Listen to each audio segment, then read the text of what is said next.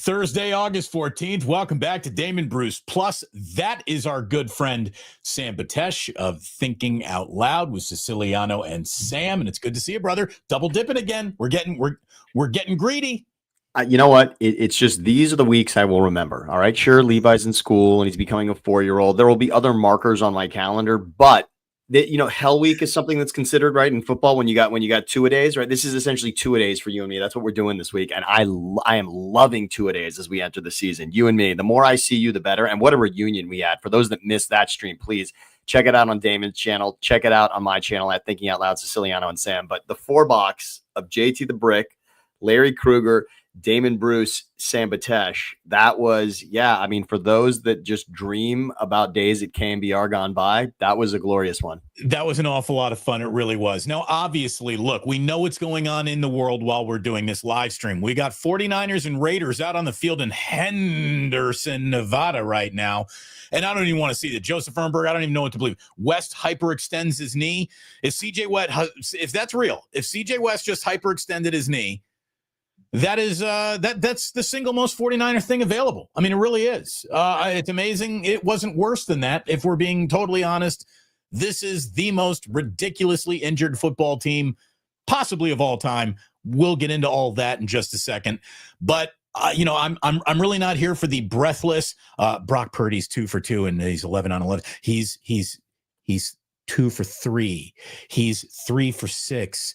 That is a fade touchdown to a player who will be cut and probably not even play when they do this on Saturday. I'm kind of over training camp. I really am.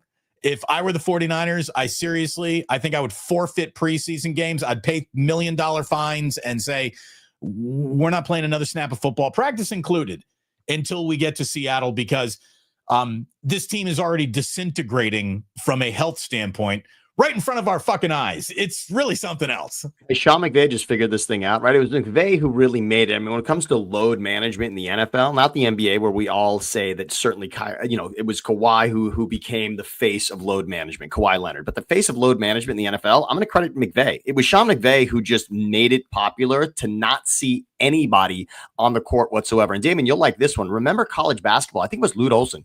Lute Olson, for what was then the Pac-10 tournament when he was running Arizona's program, he used to basically forfeit the Pac-10 tournament, knowing that the NCAA tournament was more important. He tried to put his team in position to be the top-rated team, the top-seeded team heading into that tournament, and then he would just punt on the first game and not try to win that tournament at all, knowing that for the season resume, they'd already done what the committee should have to see, and he didn't want to injure anybody in that tournament. And so look at it this way. When you really talk about the concept of every game matters, true, conceptually, but every game also is not created equal any longer. I mean, all you need to do is look at dynamic ticket pricing to figure that out. Some of these games are tangibly more valuable than others, according to the very team that is hosting said game.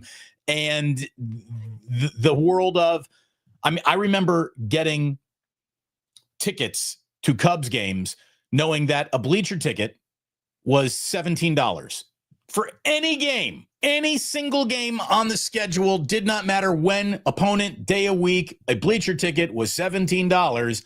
And that's the way it was. We do not live in that world anymore. Things are not nearly as open and honest, especially, Sam, when it comes to head coaches and coach speak. And you and I have done a million press conferences, either covering, attending, producing, asking. There's nothing about an NFL press conference I haven't seen. Therefore, there really isn't that much about an NFL press conference I even trust anymore. But every now and then, maybe in a non-press conference situation, somebody decides to open up. And instead of it being an interview, there's an actual honest conversation that takes place. And this is where we are starting today's show. You and I go over a lot of stuff. We got a lot of stuff to get to today. But I want to start with Kyle Shanahan being honest in a way that we're not really used to or accustomed to. Sammy, he was with Sirius XM NFL channel. Channel 88, by the way, on XM, which, by the way, I consume a lot of this channel. They do a very good job. I mean, this is the equivalent of NFL Network on the radio, Okay. and they have a way of making the NFL feel urgent every single day. So it's not surprising to me that they've got this soundbite. And the only thing I want to say about this is NFL head coaches have made headlines in post-game press conferences. The rarity of a preseason soundbite being this important, I just want to say this right now, I think tops the list for me, what we're about to hear. Kyle Shanahan will be, for me, perhaps the most memorable thing I've heard before a game and before a season. Kyle being an honest Manahan, if you don't mind me saying. Sorry about that. That's terrible. I love that. No, I love what you did there. I had to do it. Look, we're going to stop and start this a little bit. We're going to play stop and start. What do you think about that? But this is Kyle basically summing up where the franchise is right now and what going into this year reminds him of. And it hardly is a hearkening back to years that were in the Super Bowl. More like these are the years that remind him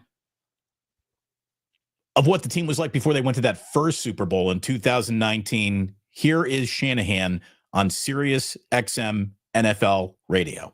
When we got here in 17, we knew we had a roster that we really had to completely change over. And, in the first year, we changed 10 out of 11 guys on offense. Joe Staley was the only one who remained. And on defense, we did 8 out of 11. So we had a big turnover, and we did it all with we did it all with draft picks. And to me, you don't hit on every draft pick, but we hit on a lot, and we got some difference makers in there. And that kind of became the core of our group from 19 all the way till now. I'm just going to pause it right there for the first time, Sammy, because, let's remember what an abject disaster the San Francisco 49ers were before Kyle Shanahan walked in the room, what he had to do to clean up and turn over that roster. It was to the point you and I always talk about you can't add that season if it helps an argument. You can't subtract that season if it helps an argument. You and I talk about that almost every week, every time we do a show together. And a guy who would subscribe to that for sure was Ray Ratto. But Ray Ratto would insist, if you're really evaluating Kyle Shanahan, you almost need to take his first 2 years and just flush them, because that's as dramatic of an NFL rebuild as you can go through in just 2 off seasons. Look, the problem is you can't take those seasons away. They count as wins and losses. It is impressive, and especially here's why. Look at Gruden's first year with the Raiders in the first stint. We're talking about Mike White and Joe Bugle, who he followed, okay? So you're looking at it's stints of Raiders coaching that will be forgotten in the annals of history, right? Just completely wiped out and forgotten. And then Gruden changes it all. Think about what Shanahan came after. I believe this is Tom Sula and Chip Kelly. Am I right about that? Okay? Yeah. So let's just go back and think of now. Kelly will be at least remembered a little bit because of how poor it was, and Tom Sula will have the greatest soundbite, perhaps, maybe, of any head coach heading into a season. The only thing that Chip Kelly did well was manage what was, from a PR standpoint, an abject disaster, and that was the Colin Kaepernick situation, the taking the knee during the anthem. Yes. The only thing Chip handled well was reacting to that publicly. And so those 2 chapters of 49ers football, which is just, again, they won't be forgotten because you cannot forget those at all. But for Shanahan to come in after that and build what he did, yes, I'll go with Ray Ratto. Let's credit him. Let's say perhaps that those 2 seasons don't need to judge everything that he has done, because what he pulled out of those ashes was quite impressive. We go back to the sound. So Kyle basically saying, hey, when I got here, we had a massive rebuild, and we'll pick it up from there. And we brought in a couple of different people with Christian and Trent that we did through trades. But everyone else has kind of been homegrown and through the draft. And fortunately, we've been able to keep some of those guys. And that's, to me, the biggest difference between now and 17 is that some of these guys that have been here are still here. And we got a group of players, whether it's 5, whether it's 7, whatever it is, that are difference makers. Some borderline Hall of Fame players, too. But when you look at the rest of the roster, that's what reminds me a little bit more of 17 and 18, that we need to add a bunch of youth. We need to get guys who are younger, so obviously we can afford to keep some of these players. All right, pausing there again. Yep. So he basically says, unlike where our only remaining entity was Joe Staley after 2 years of roster turnover, we have a handful of guys here that are our core. And look, when your quarterback is a part of that, that's a really good place to be operating from. It's probably more realistic to change the roster around a core than a core inside of a roster each and every year. But this year really reminds Kyle of now, wow, we got a lot of young guys in here that we got to get up to speed. And unlike those 17 and 18 seasons, which were ramp ups, they're starting this year throwing the kids into the pool. Hopefully they know how to swim before they even get here. Two things about it. When he brings up 17, 18, and he's talking about how it all started, the other part about it, and I think why it's fresh in his mind, Saleh is back. Saleh is part of that. We sort of forget, D'Amico Ryans is in there, but it was Saleh first. Saleh was the first part of taking it to that next level. So to have the defensive coordinator back in this way, he's really reliving that time. I think that's what's doing it. I'm a nostalgic and euphoric person, and if that person was back in my life, I would hearken back to those years for sure. And I think that's part of it for him. Number two, he's talking about young players being a part of this. I feel that within this is a message to Jauan Jennings.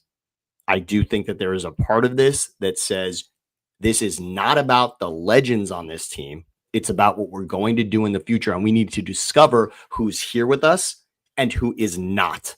That's what I hear. I hear you are a guy who hasn't done it yet. We are now evaluating that to see who will join the annals of history with guys like Kittle and Warner and Bosa. And if you want to be a part of that, it starts here and now. It's a message to Jennings. That's how I hear it. About a minute left in what Kyle has to say here. And again, this is Kyle bearing a level of honesty in his soul that he plays his cards a little bit closer to the vest than this. I don't know who did the interview, who conducted this, but cheers to them for getting this out of Shanahan. Here we go. Also having to pay a quarterback and things like that. So whenever that happens, you do depend on young guys. But when you get young guys, it also makes it a little bit more built to last. And we're kind of in between in those areas, because when you got guys like Christian, guys like Trent, Bosa, Fred, there's a number of them. It's hard to kind of say that you're rebuilding because you got guys there who can carry you. But in the NFL, it doesn't matter how good those stars are. You got to have the right type of team. All right. We got to pause that. Oh, again. Yeah. I thought we would be able to make it the full 60. We had to tap in there at 30 because, okay. So he's saying, we are in a situation where this is dirty pool with the Golden State Warriors fans in our crowd today too. But basically he's saying we got two timelines going on here.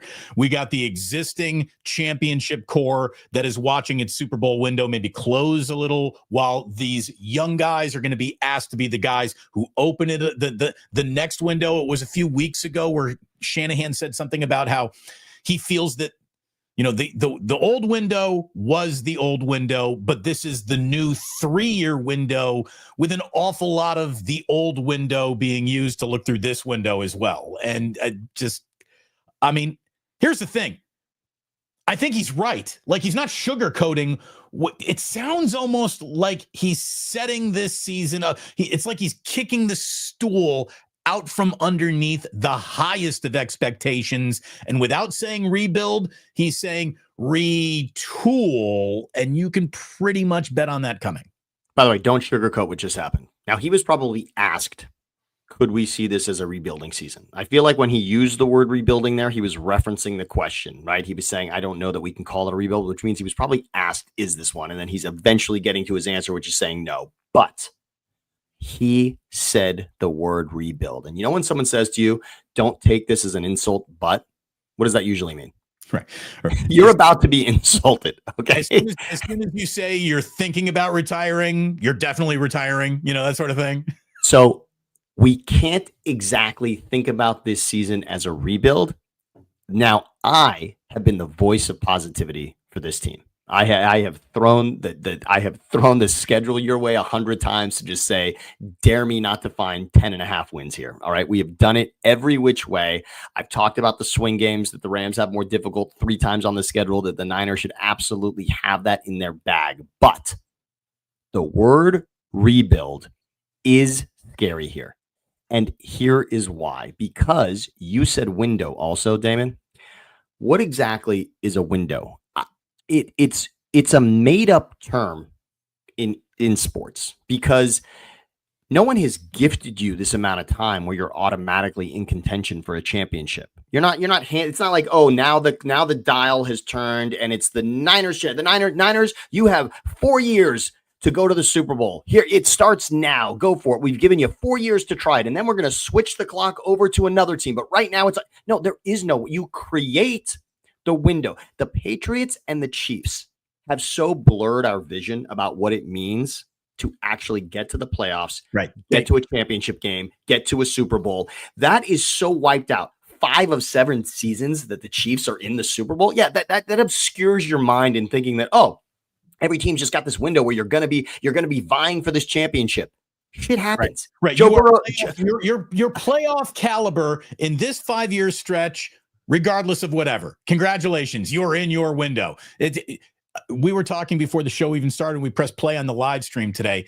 It's hard to have a window of competition last through 4 quarters of the same game.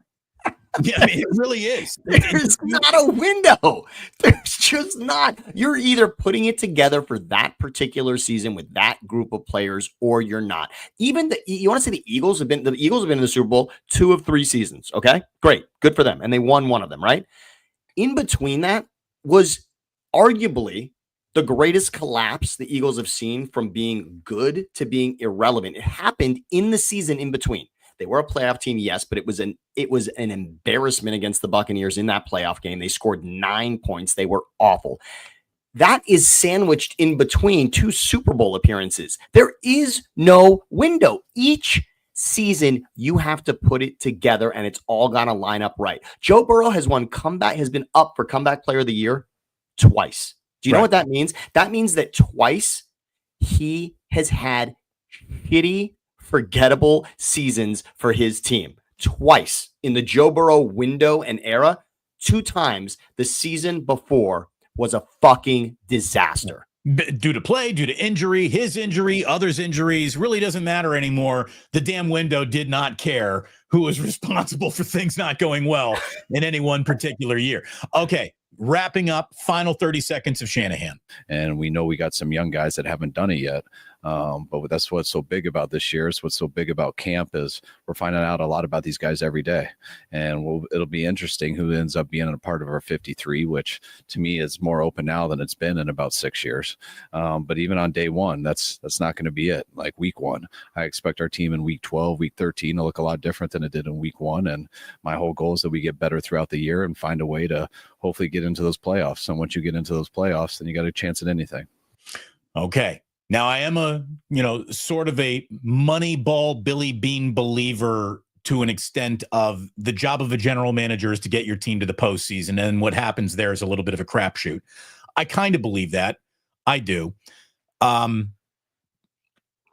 This guy just asked fans 2 things that they're really unprepared to do.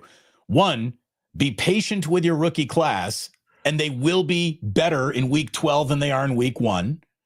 And then, oh, by the way, be patient with the entire season once again. Be patient with the franchise once again while you're on like year 30 of waiting for a Super Bowl patiently.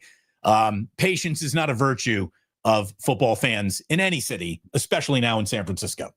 So again, Tom Sula, Chip Kelly, those were not Super Bowl seasons, not even close, laughable. A storied franchise that has had completely forgettable seasons and stretches of seasons, but we are not in that now. With Shanahan, this team has been in the Super Bowl with a chance to win it. We've seen it now. We know what that looks like. It's happened with 2 different quarterbacks with Kyle, which is incredibly impressive. But here are the 2 things that happened in the last 30 seconds of what he said.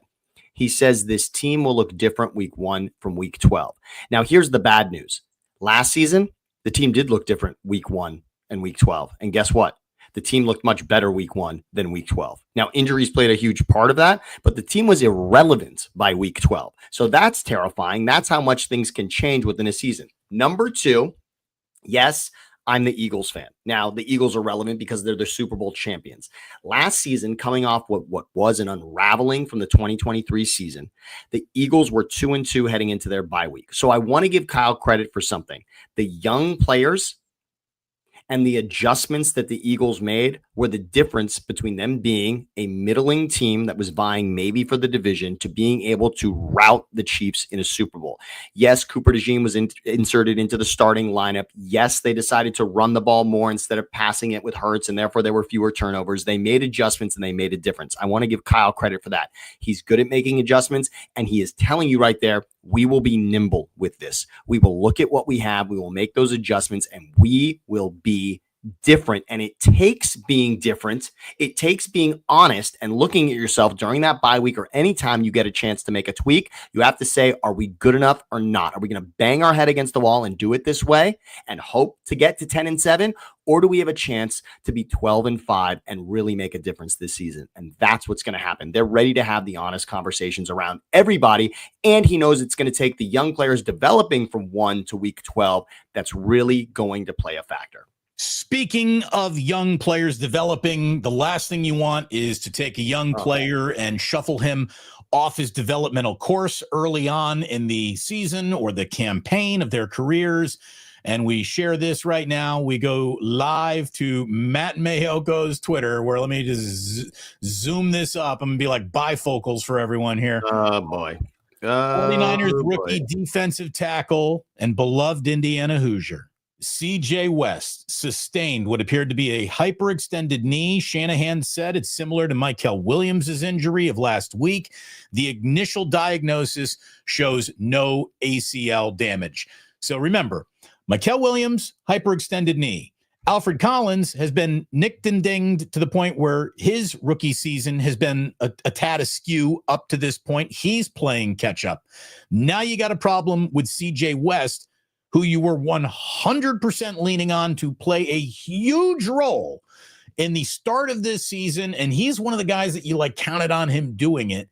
A team that was looking for D tackle help at the luggage rack at McCarran Airport, or what is it, Harry Reid now, whatever it is. They were seriously, this team was looking for defensive tackles at Circus. As soon as they got to Vegas, they're like, any 300-pounder who's feeling spry today, meet us in Henderson. You could play D tackle for the 49ers. It's hard to think of an injury to this defense that would be as, fuck, you serious as that one.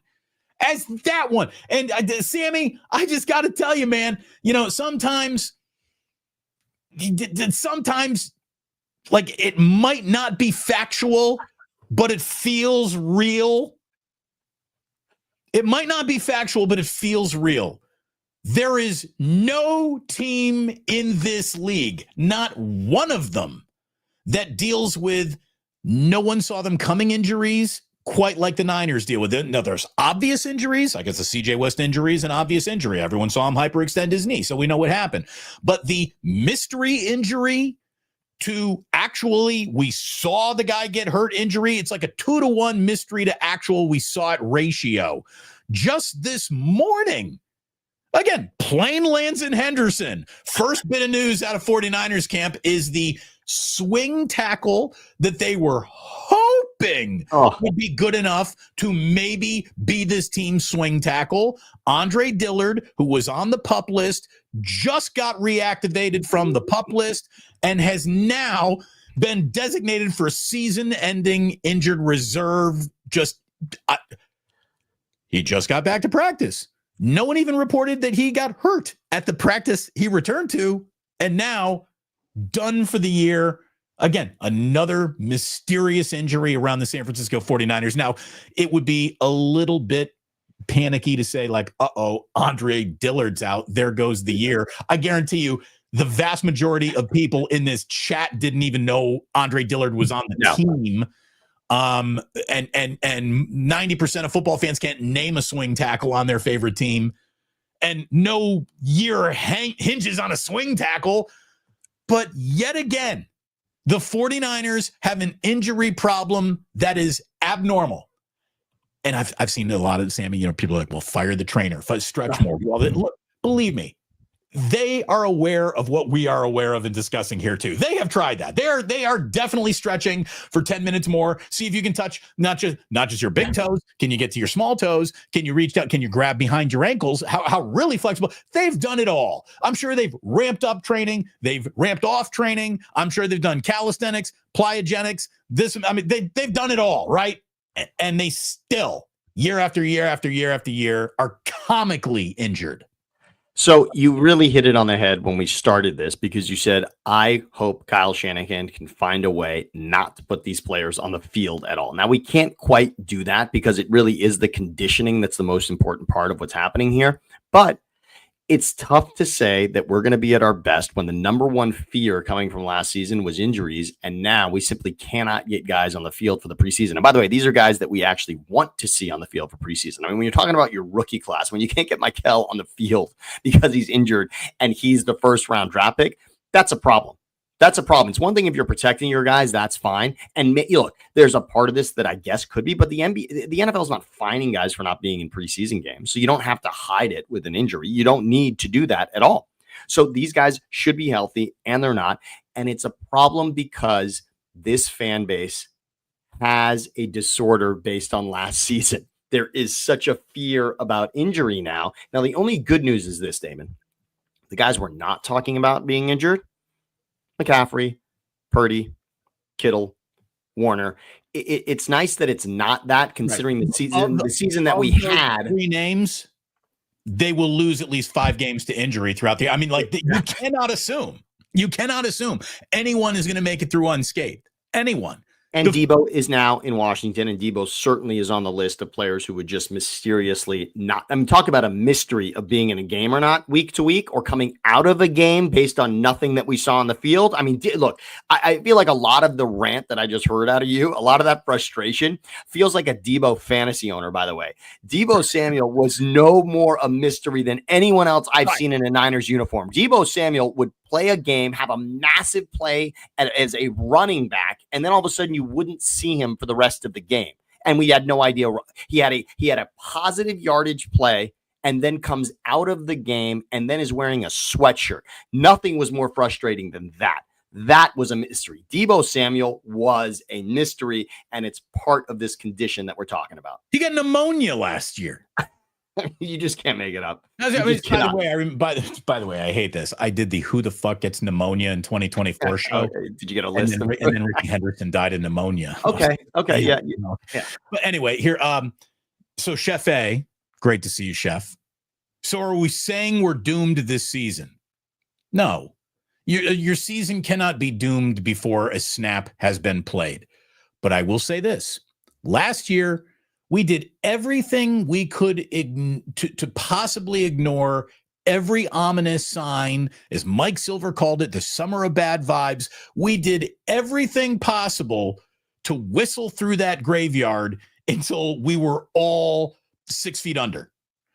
It feels like right now we are wetting our whistles to do that whistling through the graveyard again. I mean, at some point, ominous signs. And, the bag of chicken bones and the way you hear them rattle, like, I didn't really want to factor the entire season's hope on a bag of chicken bones by a witch doctor. But the chicken bones don't sound very good right now. It's not great news. But as I said, until I see the first team out there, I don't want to judge anything. Right now, I don't think Ashton Genty is going to be an abject failure in this league because he's technically on the board for -1 yards in a preseason game in his debut, right? And I also don't want to say that Shedeur Sanders needs a yellow jacket for Canton based on what happened in one game on a Friday night where he was thrust into a starting role and threw 2 touchdown passes. But you and I are talking this week about this team heading into this season, and all we can judge it on is one game we've seen, which, by the way, I want to give credit. And a lot of what you and Larry did on Sunday to come off that Niners and Broncos game. I want to say that for a quarter, this team looked good. For one quarter, the Niners were looking the Niners were looking good for a quarter, and it got remarkably bad after that. And I even want to say defensively through that quarter, it was special. I mean, we had Saleh jumping in the air, chest bumping players. I mean, I understand Chase Lucas is not going to be up for the defensive player of the year, but there were moments. So at least I have to say, you and I can't come on here and tell Ehrenberg and others to calm down if we're going to now sound the alarm on Andre Dillard. We don't want to do that. It's more about the fact that Shanahan admitted that this could be a rebuild. I mean, that is the truth. And that is based on what he experienced last season and part of what your frustration is. You know who's more upset than you that players aren't on the field? Is a head coach. Imagine you spend all night. Damon, you and I do it. Imagine you and I spend all night prepping for something we want to talk about today, right? We spend all night, okay, let's do this, and then we show up the next day and somehow none of those topics are available for us to discuss. Wouldn't it be something else? Would that be fun? Like, what would we do? We'd stand there and say, what the fuck is going on? So he plans an entire practice, an entire scheme, an entire game plan for a preseason game. And again, what's harder than the preseason? Because you have to choose, well, who's available? The preseason is all about who's actually going to be on the field. That's the navigation of a preseason game. Who do we actually have to play these 60 minutes? And he's showing up every day and being told, oh, yeah, not that guy. He's having shitty conversations with trainers who are saying, yeah, it's not a go. Well, it's not a go. It's not a go. It's not a go. The single most plug and play rookie on the team hyperextended his knee today. You sure hope he can put it together in his first year. People who think they know things are prognosticating 2-3 years from now, Mikael Williams is going to be blah, blah, blah. They didn't be something right now, but he doesn't even have as high of an expectation to come in and help this year right away than CJ West has had. CJ West has been the most impressive young rookie player that they have. And now you're telling me when the only directive going to the preseason game Saturday at Allegiant Stadium was nobody's allowed to get hurt. They can't even make it the fucking kickoff before their most impressive, important, ready to go rookie, maybe upside of Upton Stout is I mean, at some point you have to look at all the walls closing in on you and going, it's getting a little tight in here. The amount of players that the 49ers had available in Henderson was the same amount of players that they had available to cancel a practice last year against the Chargers. And it's a little bit of a mess. By the way, thanks to the super Ryan, what is that? Aoli? Ryan Aioli? That could be is that ALOI, which could be Alois. That could be Alois. We're just going to call him Ryan. Ryan, thank you very much for the super. We do appreciate it. Like and subscribe, everybody. Almost 150 people in the room.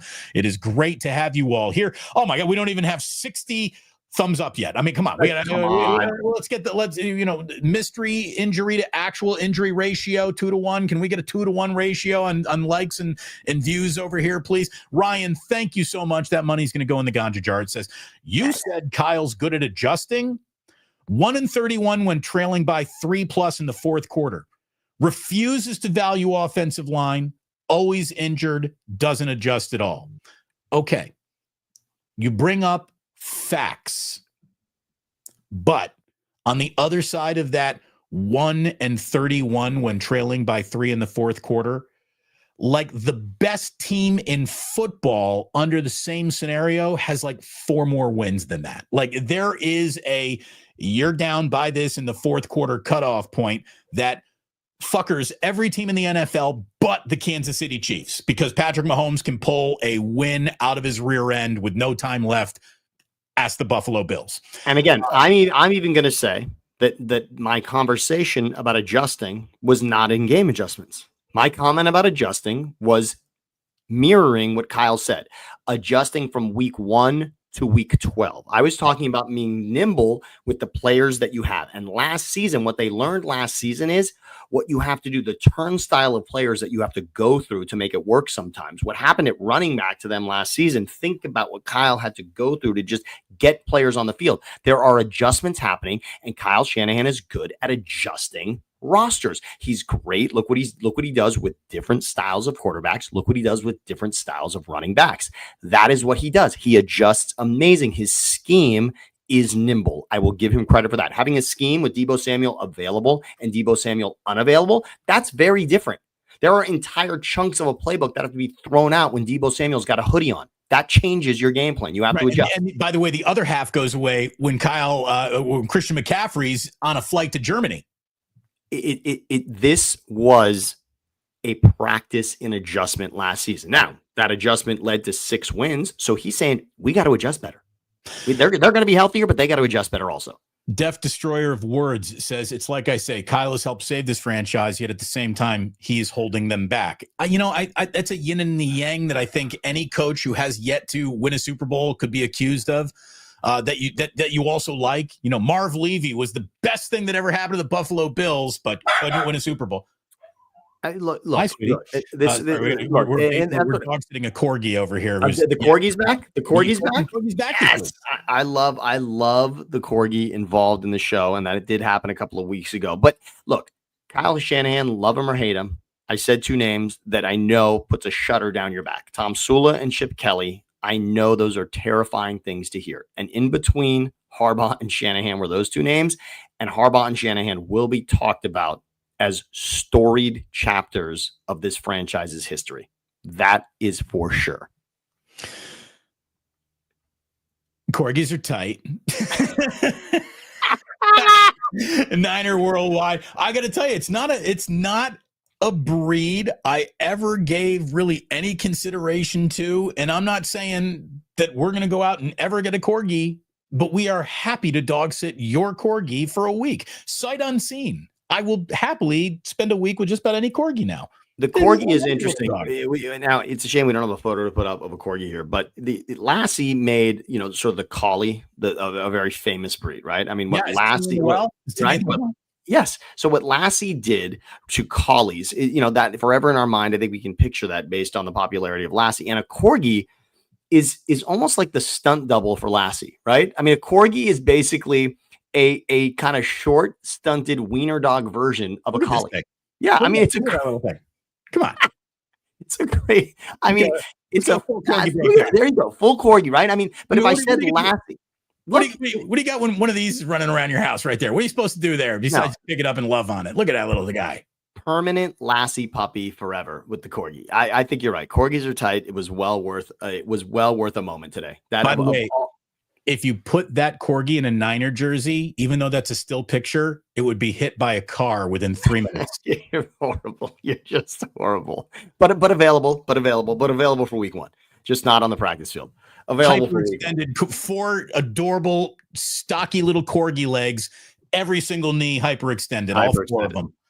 But progressing. Yeah, trending in the right direction. Unbelievable. All right. Let me tell you what I need. Give me a sandwich. Give me a sandwich, please. Let's talk about what you're doing for lunch today. Let me tell you about my good friend Ike, and believe me, he has something for you with my name on it, with several names on them, and then you look at the ingredients, and then you pick the name that's got the ingredients that you like, or you can just make it all up yourself. The options go to infinity at Ike's. It is delicious. I hope you live around one. It is the 2nd week of National Sandwich Month. If you're already a Love Rewards member, he's got a free combo waiting for you right there, waiting for you right now. He's already given it to you. All you got to do is use it in an online order. We love Ike's. Ike's has been supporting us since we kicked off here on the Plus, and we thank them very much. I want to say something about Ike's, by the way. You could go to a sandwich shop without a menu, right? You can go to any sandwich shop that didn't have a menu at all, and you would know exactly what you want. You could tell them based on what the ingredients are mostly going to be, your sort of bread meat combo, then what do you want on the bread, right? You could do it without a menu at all, and yet the Colin Cowherd meat sandwich. Yes, the meat sandwich, right? Yet Ike's has the most extensive menu for a sandwich shop. I'm going to say that I would love for people in the comments here to find one that is more extensive. That menu is so impressive at Ike's. It's almost too big. I've had this conversation with Ike. I'm like, is there such a thing as too many options? Are you overwhelming? Like this is a problem a lot of people have with the Cheesecake Factory. Their menu is in your phone book. It is, and I want to give Ike credit though, because the creativity that it takes to come up with that, and it opens you up to thinking, oh wait, I do like that. I do like that combination. I've never tried that. There's a beauty to Ike's in that you feel like it's an adventure. You walk in, because a sandwich can be a turkey sandwich that you have all the time and you know it's good and that's fine. But Ike's opens you up to, you know what? I'm going to try that. That sounds pretty fucking amazing. Pretty good. How about this? The whole, do you think you can put a mozzarella stick on that? It always works. It's a yes. It's a yes. Many mozzarella sticks on this sandwich all of a sudden. Again, get your free combo. Do it at Ike's. Sign up for that Love Rewards program, and I sure hope there is one around you. It is the fastest growing. It's one of the fastest growing restaurants in the restaurant world in America. Hopefully there's one coming to you soon. By the way, there is only one Dubliner on West Portal, and there is only one Kenny pulling the best Guinness in all of San Francisco. And there are several Muni lines that will pick your drunk ass up and drop you off right at the Dubliner West Portal. Don't even think about it. Go. Especially with this Giants lineup, you're going to need a drink. Especially with all these injuries for the 49ers, you're going to need a drink. Dubliner West Portal, we love you guys. Thank you so very much for sponsoring the channel. Thanks to all of you for watching the channel. Like and subscribe on both of these channels. Never forget, Thinking Out Loud, Siciliano and Sam needs as much love, if not more, as they're growing this bad boy than we do over here. You go ahead and you give him likes and loves and hearts and kisses and all those thumbs up and all of that crap. Thank you very, very much. Let's see. What do we got here? Yes, Thinking Out Loud. Oh, you know, you did that. Right. You did that. Who's that guy? That's all right. But thanks for that. We appreciate it. There we go. This is a good one. I saw that one too, and I was hoping you'd get there. It's interesting. Damon, seriously, I had to turn you off because you were going over the top on everything. Dude, relax a bit. Cam's dad, go ahead and watch whatever you want. If you see me telling you the house might be burning down, that's the first and only person you should listen to. Because all these other false alarms out there really don't know. There's a lot of bullshit sunshine. There's a lot of overarching negativity. I am telling you that these injuries have now reached a point in this preseason to where you can see how the regular season starts to come. It's all right there. It's all right there. Am I overreacting? Get back to me in week 8. And hopefully you're right. I'm overreacting. And Trent Williams didn't miss a game, and Colton McKivitz didn't miss a game, and we wouldn't have given a shit about Andre Dillard's presence on this roster no matter what, because everyone stayed healthy. I'm going to tell you this right now. If everyone from here on out stays healthy on the 49ers, they're going to win back-to-back Super Bowls. If George Kittle gets hurt, bye-bye. It's all gone right there. Just that right there alone, a significant injury to him could throw this whole year off kilter. So it ain't great right now. It ain't great. We don't do let's panic together broadcasts and live streams over here. If you're feeling a little sense of urgency, that might be because football season starts in 21 days. It's happening, by the way. Nobody knows more than an Eagles fan that the season is opening on a Thursday in 3 weeks from 21 days. Today. The 49ers kick off 1:00 Sunday, Seattle, in 24 days. 24 days. It's here. What do you think they should do with Jauan? Yeah, they're not even close on Jauan Jennings' contract. Guess what is close? The start of the season. That's what's close. Well, at least we figured out Tanner Mordecai will not be the backup quarterback. Don't have to worry about Tanner. So that's okay. Don't have to worry about Tanner. There's not a lot of mystery there anymore, which we had great hopes. That was interesting for a moment, and it flamed out awful. But there are big decisions that need to be made, and I will put my full faith in Shanahan and Saleh. I know I already made up the t-shirts and the hats for Shanahan Saleh, the presidential campaign that's coming your way this season. Shanahan Saleh is the rematch that we all needed. We need that partnership back again to just level everything. And yes, here and there are flags that are telling us it may not be quite what we want. But I'm gonna lean back on the schedule, Damon. I'm gonna simply say that because of what the schedule has given the Niners to start this season, it's going to be okay. I also agree with something we said yesterday. Could you imagine though? What if not only does look at this? What if there's an early season problem, and all of a sudden the good start that would just bank you a great? What if you do go 1-3 to start the year? You're in a lot of trouble. Any team that goes 1-3 to start the year is in trouble. You know, I'm just telling you, man, this is this is all hands on deck time right now for the 49ers. Like, they better start bailing themselves out of the injury boat and hope that not another wave of injury comes crashing into the boat, because that's how the damn thing capsizes before you even get halfway to where you're going.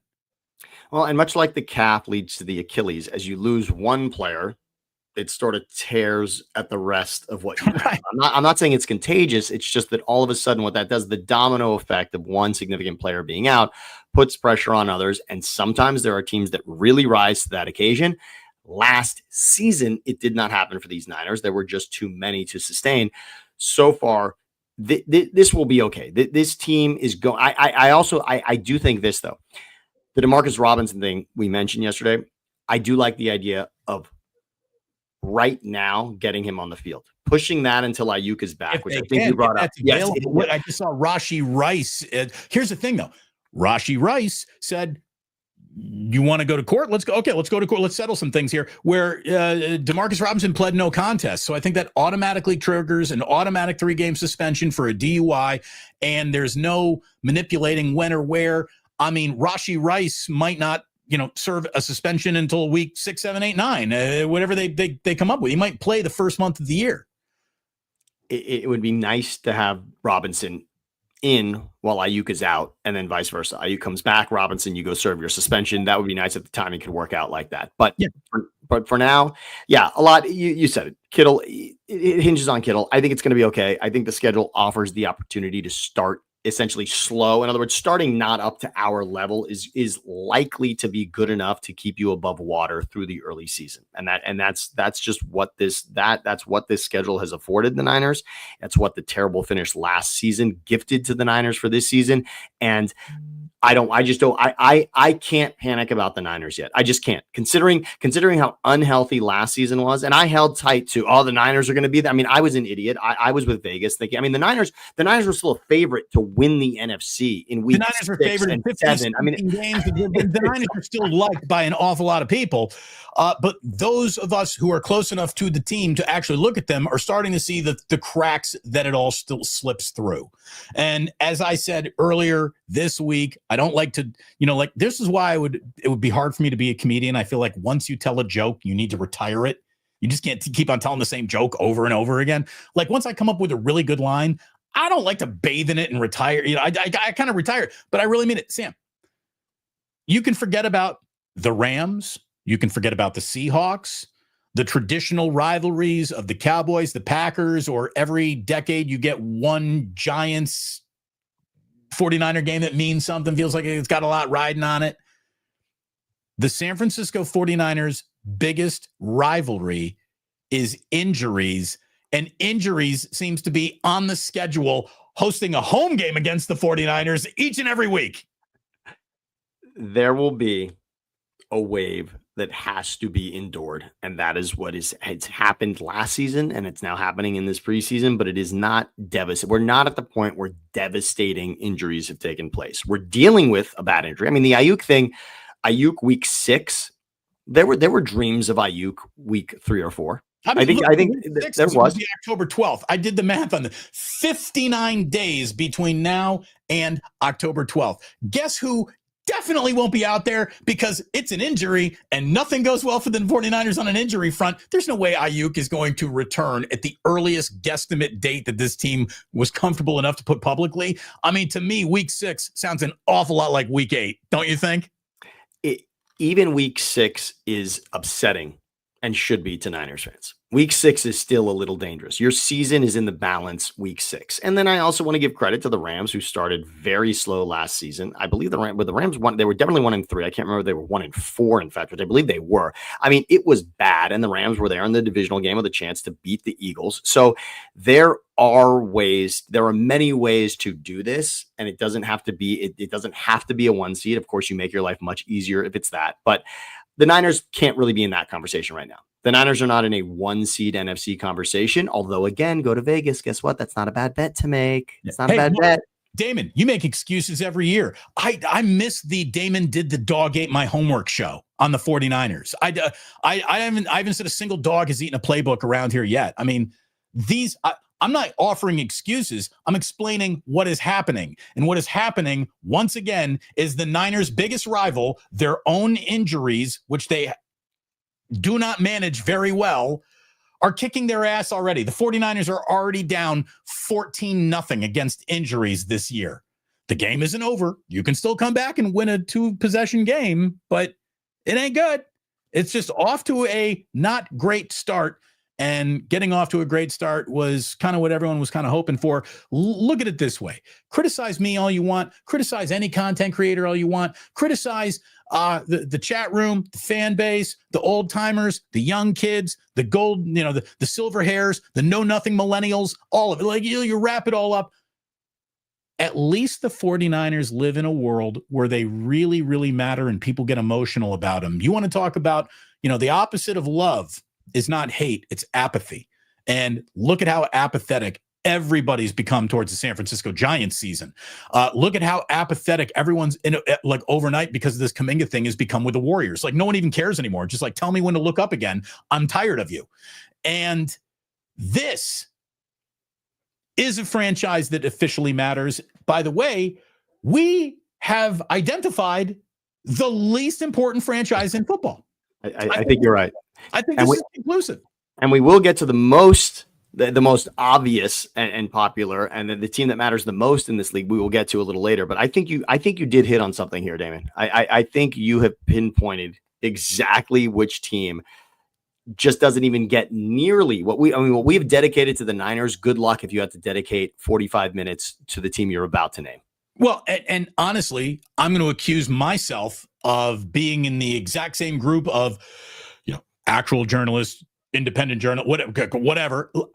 I don't pay attention that much either, and I don't think of them hardly ever. If you ask me what my favorite moment in the franchise's history ever was, it was a scheduled release that was very funny. That is the zenith of a team that's even played in a Super Bowl. Yeah, the Titans' schedule release from a couple of years ago is the zenith of the franchise mattering in football. The night that they were in the Super Bowl being tackled 2 inches from the goal line by the LA Rams. Tackle. Yep. St. Louis, yeah. Even St. Louis. The St. Louis Rams, excuse me, because there's no way the St. Louis Rams would be worth what the LA Rams are worth. Holy mackerel, we'll get to that in just a second. But look, the Tennessee Titans live in a world where no one cares about them, even while we're staring at this league going, everything in this league is the most important thing that's happening in sports at all times. By the way, thank you again, Ryan. What is more likely? The 49ers have a top 10 pick in the 2026 draft, or the 49ers get the NFC 1 seed? Well, look at it this way. You're giving me 9 slots to put something, or only 1 slot to put something. The thing with 9 opportunities to happen will always be a greater odds than the thing with just 1 opportunity to happen. But I'm going to tell you right now, I don't think either's on the table. I don't think the Niners are going to be that good, and I don't think they are going to be that bad, even if things do start going wrong. I think there are enough, like you said, Shanahan and Saleh salve to put on whatever the burn is to get them through this year with a level of respectability. I don't think they're going 6-11 again. I don't. That it's impossible that they would fall out of bed with 7 wins just based on the schedule. I'm sorry, but that's going to happen. But I'm glad you went where you did in regards to the Titans, Damon, because I really want you at this point to share the title of an article that you and I found, and it really ties into the Niners. I mean, what we spoke about earlier was a window of opportunity. And what the Titans, what this story did such a good job of was piecing together. Now, again, you see it there, 21-minute read. So good luck. But please, this is a great piece by Jordan Dajani. This is so good because it's a timeline that you've forgotten. I mean, even as an Eagles fan, I've almost erased the chapters of NFL history where A.J. Brown was a tremendous Titan. I mean, think of it does A.J. Brown register to anyone outside of Nashville as a Titan? It just does not happen. Not anymore at all. I mean, it's that trade on draft night. He's an Eagles. He's with the Eagles. They go to the Super Bowl and lose. They go to the Super Bowl and win. And the playoff loss they had to the Bucs, he didn't play in the game. A.J. Brown, it's like his history in this league is what he did with the Eagles. Of course, he's a champion now with the Eagles, obviously, and he makes up one of the best wide receiver duos in the league with Devontae Smith.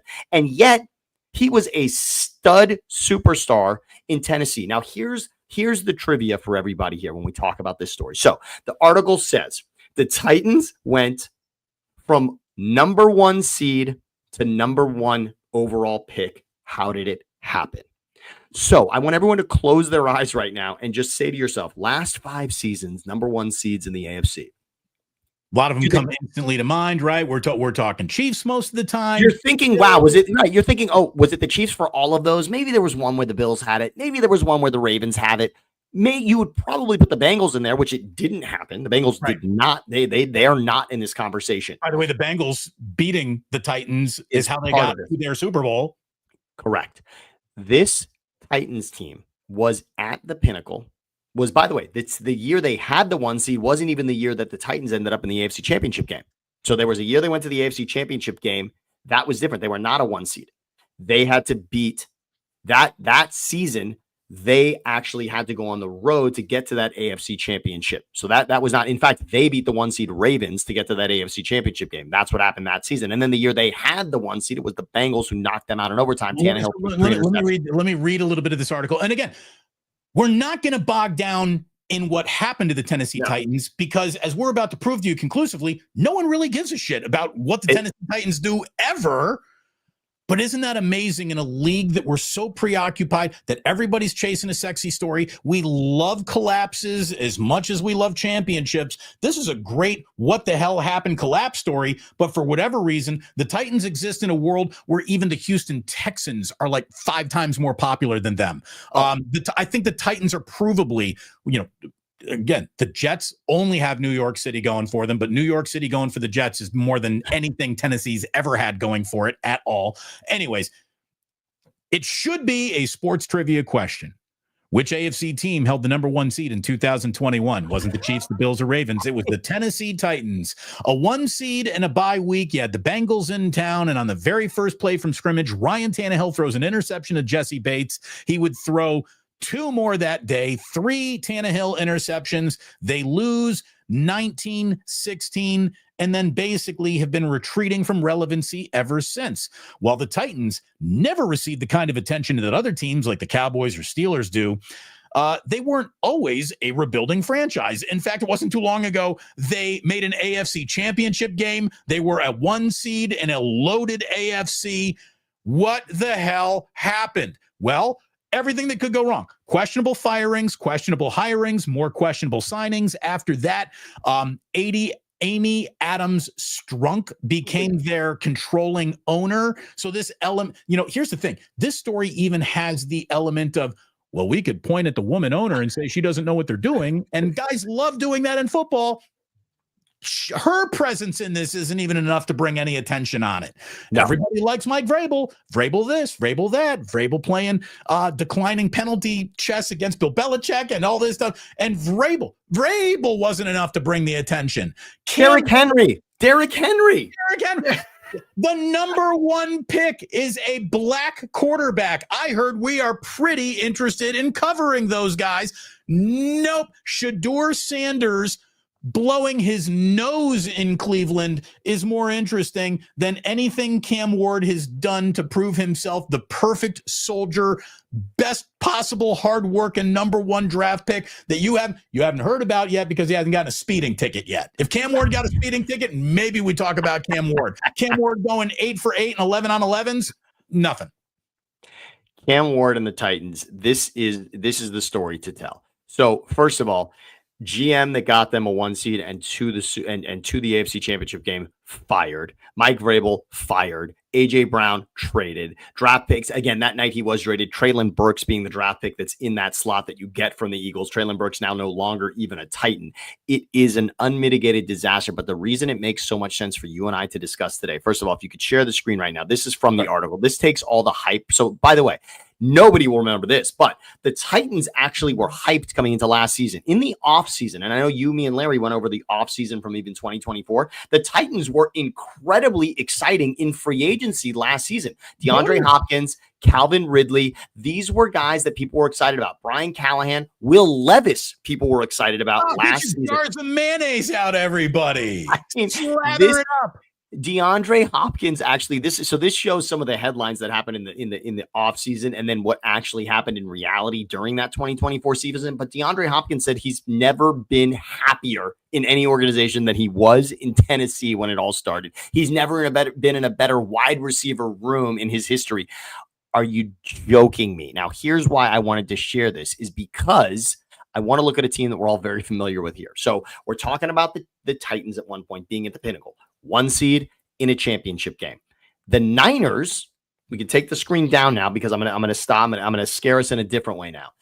The Niners, so the Titans ultimately think they had a window, right? The Titans did have a window. If you're a 1 seed and you're in an AFC championship game in 2 separate seasons, that's a window. That span of time is a window where you could have at least appeared in a Super Bowl. How close are you to appearing in a Super Bowl? When you have the 1 seed, you've got to win 1 game to end up in the AFC championship game. And when you're in the AFC championship game, you got to win 1 game to get to the Super Bowl. I heard that is technically very close to a Super Bowl. That's the path. The path is either be in the 1 seed or be in the AFC championship game. And look, to talk to the Lions, it doesn't guarantee being in the championship game, but it does happen and you win a game and you're right there. So the Titans in that window, they're right there. So no one cares about a Titans window because we all know that it's fucking over and no one even acknowledges when it happens. They met a Bengals team that had no playoff experience, hadn't been in the playoffs in years. So if there was ever going to be a 1 seed at home, you got this, that was going to be that. That was it.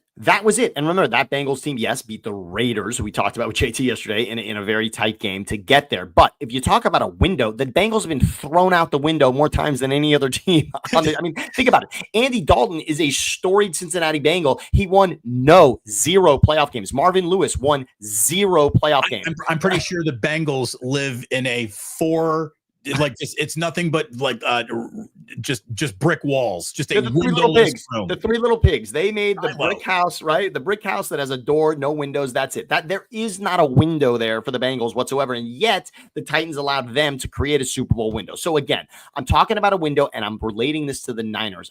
This is a cautionary tale in one thing. Yes, we're optimistic about this season, but it goes to show you that very quickly and very subtly these things happen. You're there in a moment where you think you're close, and the right move will get you over that hump, but the wrong move is a Jenga board pulling out the wrong piece and the whole thing crumbles to the ground. Now you look at it now and you say, well, yeah, they fired their GM and they traded AJ Brown. Now, of course, those things happened in a different sequence than I just said. They traded AJ Brown, then they fired the GM that got them to the AFC championship game. But that's what happens. All of a sudden, one move starts the whispers in the building. Oh, do we believe in John Lynch? Is this going to happen with Shanahan? Oh, I don't know.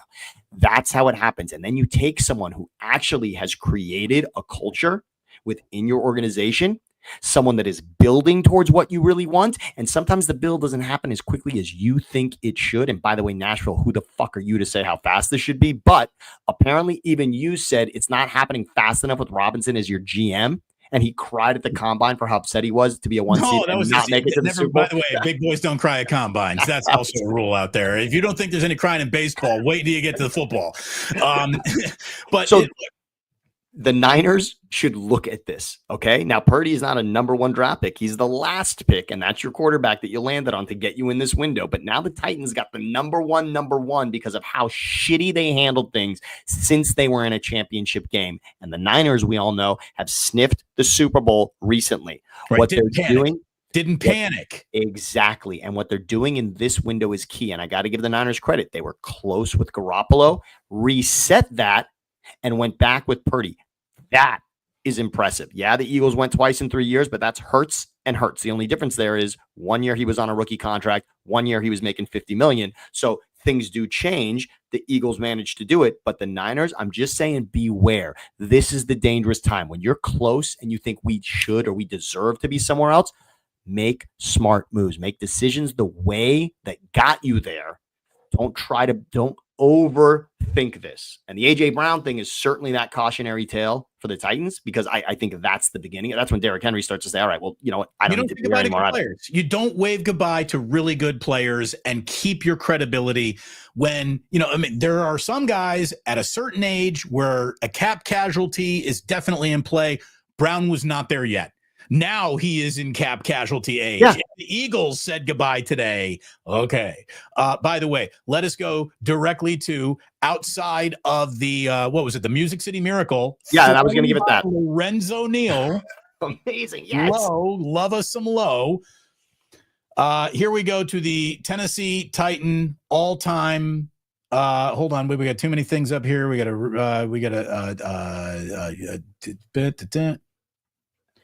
take your screen. Whatever you got up there. I can get it out of here. We go. Yeah, remove that over there. Now I can think. Yeah, here we go. Here's the Tennessee. Oh, this is so good. Thank you for this franchise highlight reel. What the is that?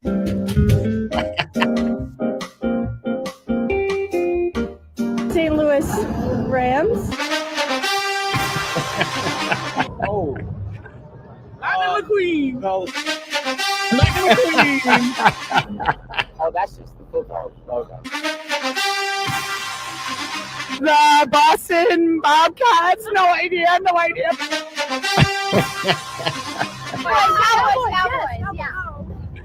Cowboys, yes. The single best. Baltimore Orioles. Wait till they get This to. one is the Red Stallions. All right, I don't want to get YouTube copyright flag here, but when the Atlanta Falcons actually changed their logo to Red Stallions, that was one of the single greatest social media moments in the history of sports. We talk about jumping the shark when something has become uncool, and the epitome of being cool is exactly that. The Falcons took your joke and made it a promotion for themselves. I mean, that tells you have actually hit it out of the park, not just for your organization, but for another one. So that's it. I just want to remind everyone, when you are forced to watch the Titans this season, which, by the way, those that watch Red Zone, you're going to get it. You know, they're going to be in the red zone at some point. And guess what? Your team might end up playing the Titans. And guess what? Week 18, they might be playing for a playoff spot, and it'll be on Sunday Night Football. The Titans, you will see at some point this season. And when you do, remember that, yes, they have the number one pick, but this league is not based on you being the same every single season. The Titans haven't sucked for as long as you think they have. Right. Again, find me a team that is the same in the fourth quarter as they were in the first quarter. Consistency in the vacuum of one football game is hard to maintain, much less week to week or half to half of an NFL season, much less season to season. There is no carryover from one year to the next. It is a brand new, fresh start each and every time.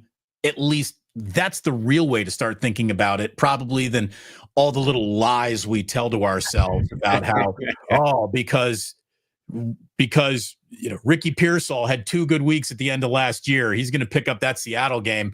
Like, they ain't got nothing to worry about. By the way, Ryan coming in again with a generous super. Thank you very much, Ryan. Love you guys. Last one, more likely 49ers in the Super Bowl this year at Levi's, or Saleh is a head coach in the next 2 seasons. Love the show. Oh, wow. I'm going to jump in on something. Saleh is going to get phone calls again. Here's why. Because when you're a head coach with the Jets and it doesn't work out, that's not being a head coach with the Patriots and having it not work out. And you're saying, oh, well, we all trust in Kraft and we all trust in the system. So if it didn't work there, Gerard Mayo, with you obviously were such a piece of that franchise. We may not know for the future, but for Saleh, we know what you did with the Niners, getting them into the Super Bowl as a defensive coordinator. Then you were handed the Jets, where Rodgers goes down on his 4th play of the season. Right. And then the next season, we're all going to say, okay, we understand that also didn't work out for numerous reasons. And then they shopped out you and the GM. So yes, Saleh, we understand it was a headache. He will get those interviews again. The question comes down to this. That's a Niners question. In other words, will Saleh get those interviews? Yes. What will the Niners do to keep him? I think this is going to be a positive story. I think they're going to say, we don't want to deal with what happened when he left. The guy that I'm noticing in Robert Saleh is someone who is very happy to be given a once-a-week shot at a podium, and that's all he's asked for. I don't think he liked dealing with Jets media, New York media, and even though he is good at dealing with media, I just think this guy's a football coach. And if there is, how about this? Everyone wants to say that they did it. And then once you do it, you realize maybe this isn't the greatest thing in the world for me to do. Maybe instead of being the figurehead of a dysfunctional franchise, I'll wear beige and blend in a good franchise. And guess what? I am still making, you might as well be a head coach kind of money. You're getting bank to not have to serve the media master, just the chalkboard. I think a lot of coaches want that. And like, check out the silver and black. Chip Kelly, who Niners fans are very familiar with. Also, check out what Chip Kelly's going to do while Pete Carroll takes the heat this season, and Chip Kelly gets to sit back. The freaking Pasadena at UCLA. He's like, I would rather be an offensive coordinator at Ohio State than the head coach of UCLA. It's nice to have that position. Now, it's nice to make $6 million a year, which Chip Kelly's going to do as an offensive coordinator. But you watch Chip Kelly now, his name will come up again. I mean, that's the beauty of this. That's the hilarious part of this. Chip Kelly's name will come up as a head coach again. I will say he did put back-to-back 10-win seasons together for the Eagles before it, quote-unquote, unraveled. What he did in San Francisco is a just vomit-in-your-mouth situation. I mean, that was as bad as it gets. I mean, Chip Kelly with the Niners, that is a fall off a cliff. Like, I can't even tell you. If you get Chip Kelly, Oregon, Chip Kelly Eagles, and you're saying okay, maybe it's not, he's not at Oregon level when he's in Philly, but he's still doing things. I did not see it coming that San Francisco would just be a whiff the way that it was for Chip Kelly. That was stunning to me. But I thought that, his concept of getting a city to turn against me because I had my guys drink protein shakes would play a lot better out here than it did back on the East Coast. It's one thing for Philadelphia to think that you're not hardcore enough for them, but I thought that the Berkeley minds here in the Bay Area would really appreciate what Chip Kelly brought to the table. By the way, Ryan coming in one last time saying I meant Saleh as the 49ers head coach. I don't see that. Well, that's bad news for the Niners. Right. When the Shanahan era is over, it will be a house cleaning. Lynch, Brock Purdy at that point is probably on the block, right? I mean, there will be a massive wiping clean of the chalkboard. And I don't think that Robert Saleh would be the one guy to remain. I almost think that there's like a loyalty to Shanahan a little bit that would prevent Saleh from doing that. I don't know. I see one path to that.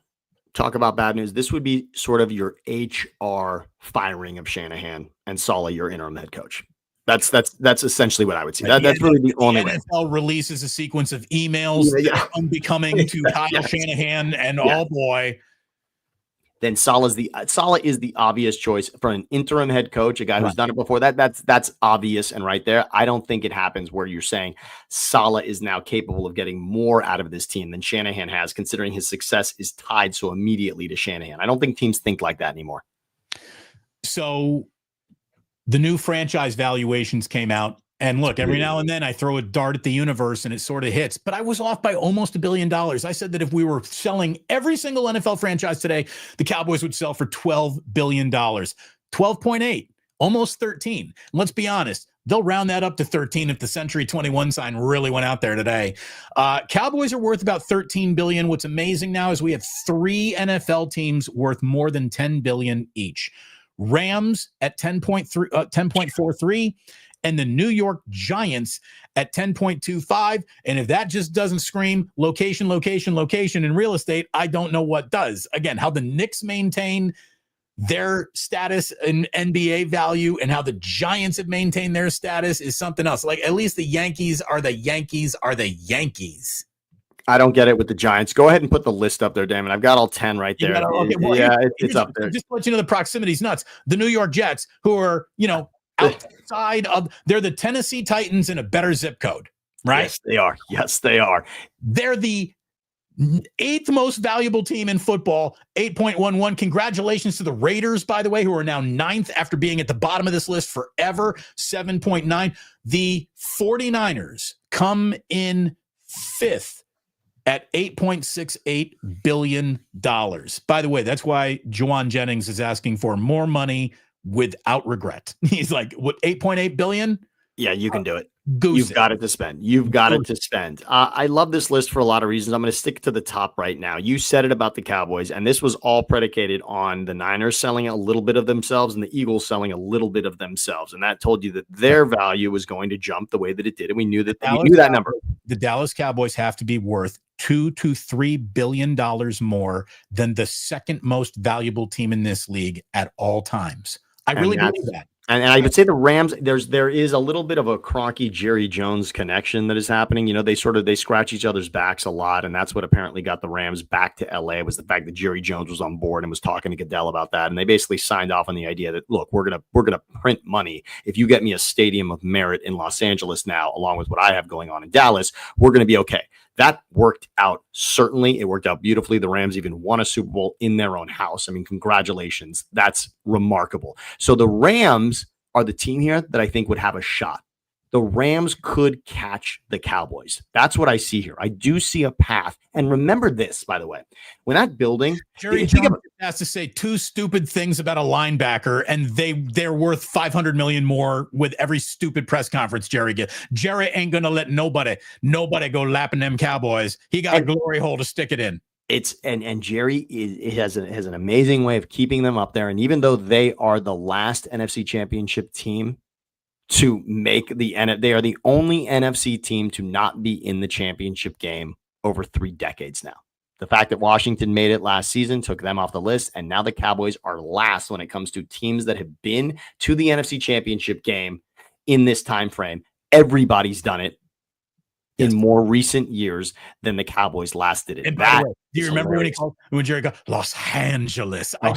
Los Angeles. Colin loved that one. We played it all the time. We turned it into a drop. Los Angeles. And he does know it's got a ring to it. I think that's the opportunity, because that building, and remember this, by the way, if you were building a house and you had $2 million to spend on the house, which congratulations if you did. And you said, all right, guys, build my house for $2 million. Let me know. Look, if we come in under, great. If it ends up being a little bit over, we might be able to scratch something together, but I've got $2 million to build this house. If they came back to you and said, Sam, we're done. We want you to come see the house, and congratulations. Instead of $2 million, it's $8 million. Is that okay? Could you imagine what kind of a disaster that would be? And yet that building in Los Angeles was quoted to be about $2 billion and came in at $5 billion. I know how impossible that is. I read a breakdown of what went wrong and why the escalating costs. And I remember I saw some bill where they guesstimated that they spent $700 to $800 million on just pumping water out of the hole in the ground that they built for the damn thing. Because there are some football stadiums, when you walk in, you're already on the top row. You go into the Big House in Ann Arbor. Yes. The Big House in Ann Arbor, outside of the press boxes and a few, okay, that is definitely a grade. There are stands right there. You walk in, but you're about 3/4 to 4/5 of the way already up, and it's just a bowl and a stairway that goes down, down, down, down, down, down, down, and the whole thing is a pit. That's what SoFi is built as. The roof of SoFi is like a 3-story building for a place that seats 80,000 people. I mean, just imagine that phone call. Yeah, imagine, Stan. Hey, yeah, no, we're things are going great. Things are going great. We just wanted to know. We have your credit card here. We just, we don't want you to just see this charge without. But we're just gonna put just today. We just need to run another $1 billion on it. We hit a snag. We have a solution. But if we could just run this for another $1 billion for today, we'll be good. I mean, that is so incredible. And they're going to make the money back. That's the other ridiculous part. Did you want the biggest swimming pool in Los Angeles? Because that's what we have right now. We need to pump this sucker out once again. But the franchise values is only going up. And Sam, if we got from the Cowboys being worth what Jerry Jones paid for them when he acquired the team 3 decades ago to $12.8 billion, how few decades will it take for them to be worth $20 billion? It's going to happen. It's already, this only moves in one direction. This is like owning real estate in Los Angeles. It only moves in one direction. And the Cowboys are that. If you're at 12.8, you're almost at 13. 3 walks around the block and you're probably at 15. And if you're at 15, again, now you're just a stone's throw away from 20. But here's all I would need. By the time I'm a 70-year-old man, 20 years from now, 2 decades, one major media evolution, new whatever. We're all watching 3D strapped on our face. However, we're consuming our media 20 years from now. Once that new TV contract kicks in for the TV that hasn't even been invented yet, $20 billion.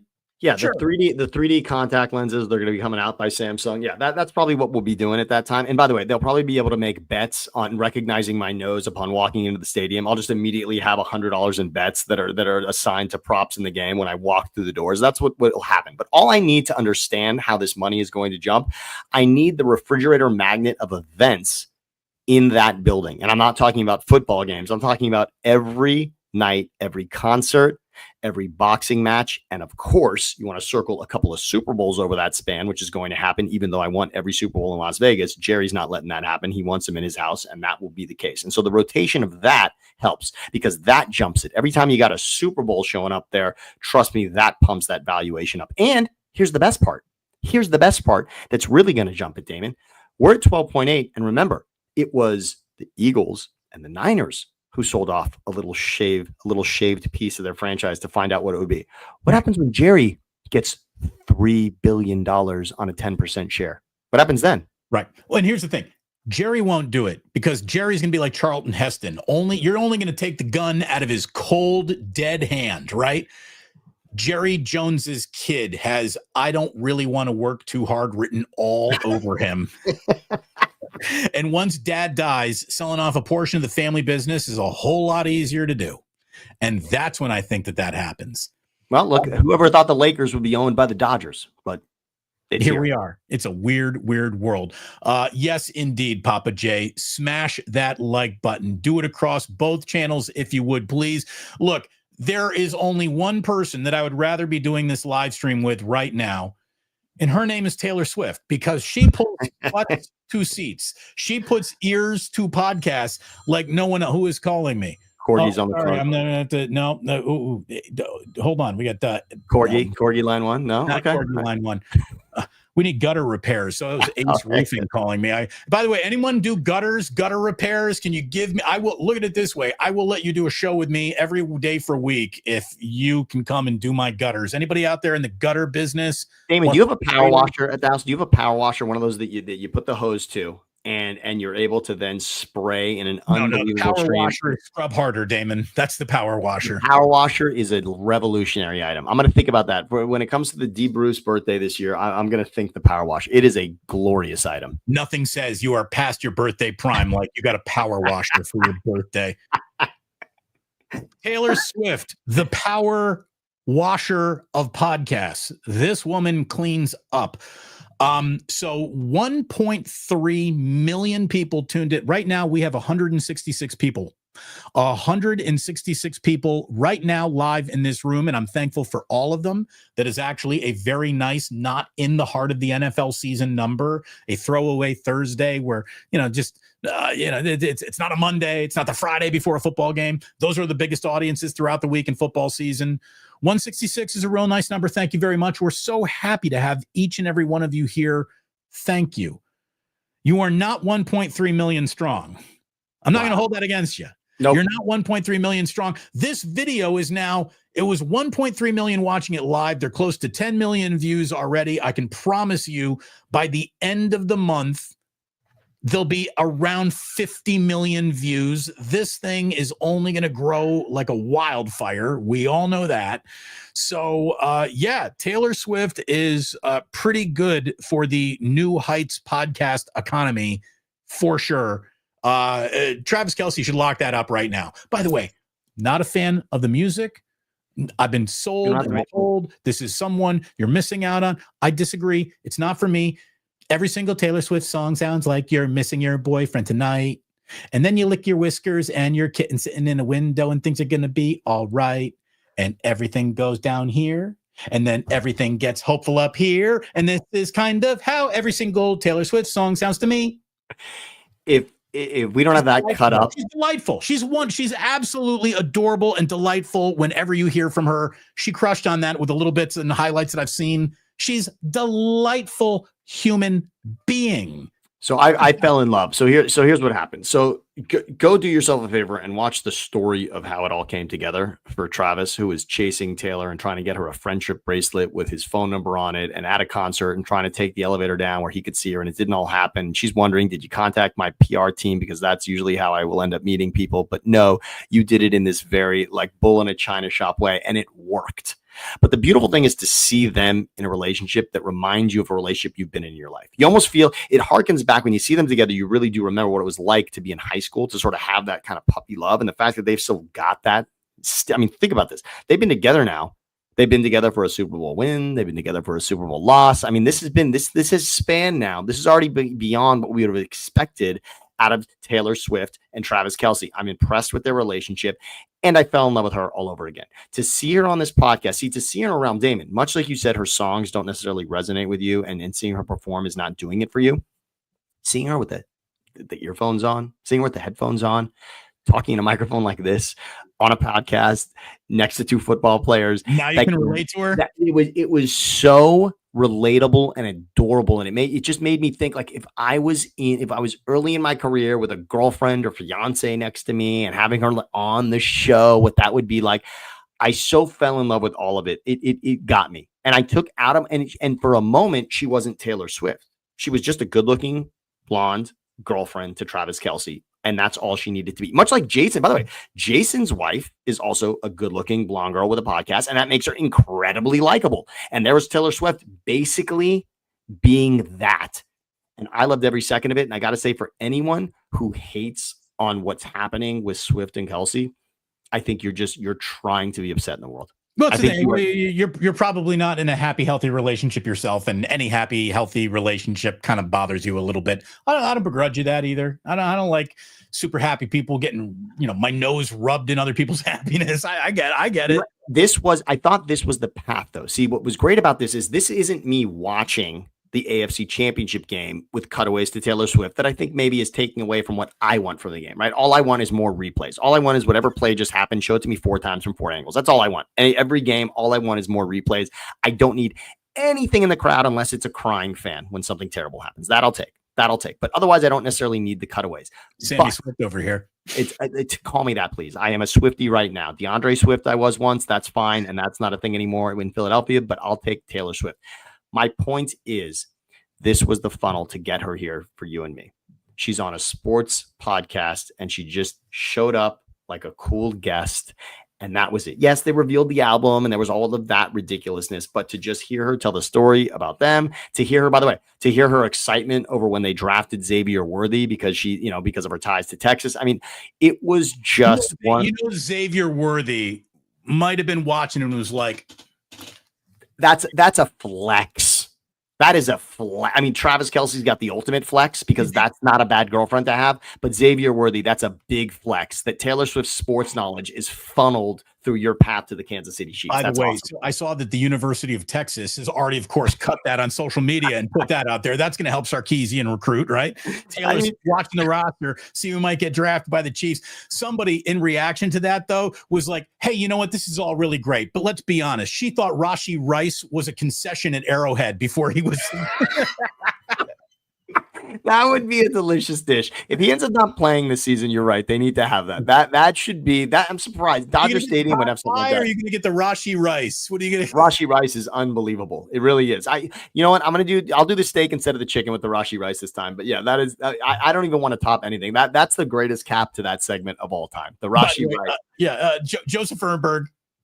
Never win in a Super Bowl as long as Levi's the stadium. Oh, well, look at it this way. I thought your problem was Brock Purdy. Now you don't like the stadium. Well, boy. Okay. And there you go. It's just at least you two are coordinated in that, though, Damon. You do not like that stadium. You don't like it just about as much as Jim Harbaugh didn't like it the day he showed up for the unveiling. And he said, I don't know what you're talking about. I think they've done a great job, and I think it's aging wonderfully. But they're going to have a Super Bowl. Yeah, I know. Uh-huh. Yeah, and then everyone will have that opinion. Right. And then everyone in the media will come out here and be like, Super Bowls in the Bay Area suck, which is exactly what happened last time.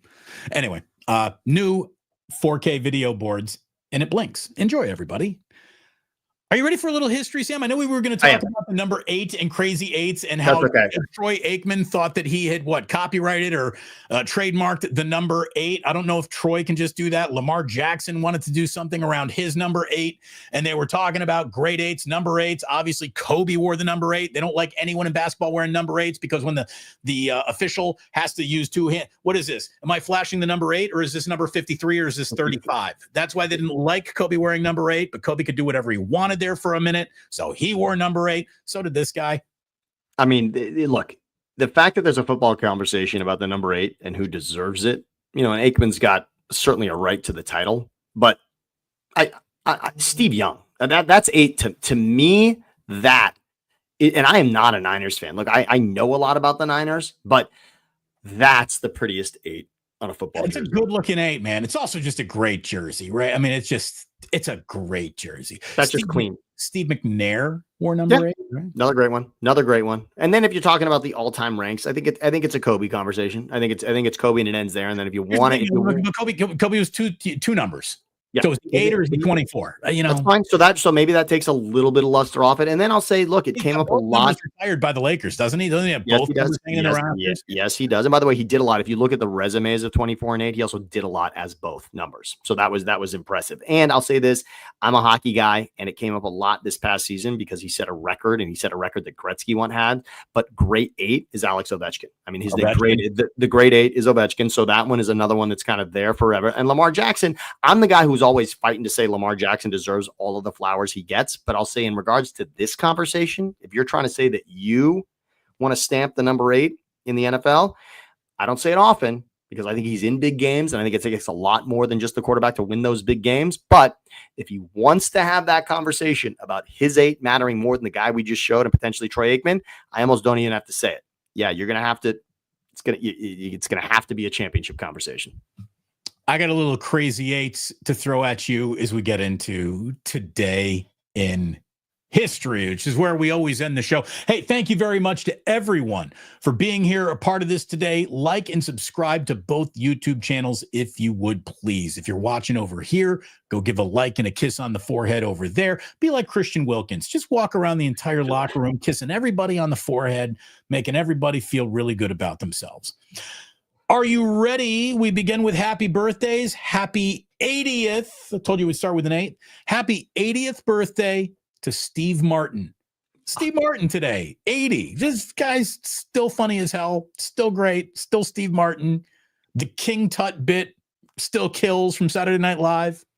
Okay, so number one favorite from a Steve Martin perspective, this is easy for me. But Parenthood, the movie, not the TV show. Parenthood, the movie, for those that have not seen it, and of course for anyone who has children, I dare you to find something that Steve Martin is he is both relatable and hysterical in that movie. It is a performance unlike anything else that he has done. I don't know that I could love anything more than his. My favorite's The Jerk. To me, Steve Martin in The Jerk at the very end when he's like, this paddleboard, this phone, this remote, that's all I need. I used to do that as a kid walking around the house with my mom. She'd yell at me and I'd be like, I need this coaster and this pen, and this box of cereal. That's all I need. And she'd start laughing and I'd get myself out of trouble. Comedy is a good way to get yourself out of trouble, kids. Brilliant. Write that down. Happy birthday, Steve. Happy 78th birthday to the current resident of the famous Spreckles Mansion here in San Francisco. You know her best as romantic author Danielle Steele. She's got one of the most impressive pieces of property and one of the most impressive hedge lines you will ever see right there on the corner of the top of Pacific Heights. Danielle Steele, 78. Danielle Steele had her season tickets right behind home plate in front of a friend of mine who had season tickets. And Danielle Steele was never, ever there. They were just the families, and they would constantly give them away to the point where I would go down there. I'd sit in my buddy's seats and I would always lean forward and I'd be like, do you know you're in Danielle Steele's seat? And most of the time people ddidn't even know that. Wow. One time I tapped some guy on the shoulder. I'm like, do you know you're in Danielle Steele's seats? And he turned around to me. He's like, yeah, it's my mother-in-law. And then I'm like, oh, we finally meet a Steele. That checks out. Danielle Steele seats. Happy 66th birthday to Magic Johnson. Did you think Magic was going to make it to 66? There was a time when certainly, and Pat O'Brien was part of that press conference when a big announcement happened that we thought for sure he wouldn't, but he luckily discovered the cure for AIDS. And yeah. And so good for him. Good for Magic, by the way. Magic is really a tremendous part of the Lakers history in two ways. I mean, he's both the most hilarious gif from a management standpoint with him laughing at that sort of impromptu press conference that he had. I'm not going to be here. No. So there's that. And then, of course, Magic is a player who will always be talked about as the pantheon of greatest Lakers of all time. And he deserves that moniker. And he really, I mean, he set the league, what him and Larry Bird did for the league at that time. I mean, Yes, Magic. Congratulations in every single way. A couple Pantheon beauties, if you don't mind me saying. Happy 59th birthday to Halle Berry. Happy 42nd birthday to Mila Kunis.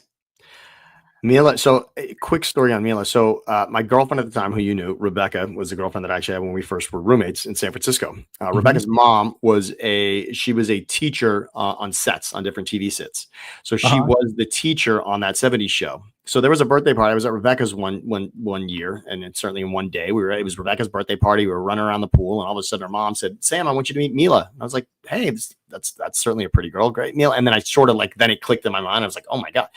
Yeah, she's beautiful in person without question, and really just also a hilarious, down-to-earth person. Well, the fact that one of, a truly beautiful woman is the voice of Meg Griffin on The Family Guy is just hysterical and makes every joke they play on her that much funnier. Because the opposite of getting ignored like Meg is the life that Mila Kunis has lived. True. And forgetting Sarah Marshall, for those that haven't or don't have it. She's great in that. Great in that. As far as pantheon of hilarious movies, please, if forgetting Sarah Marshall's outside of your top 6, rethink what you're doing. It's really good. It's really good.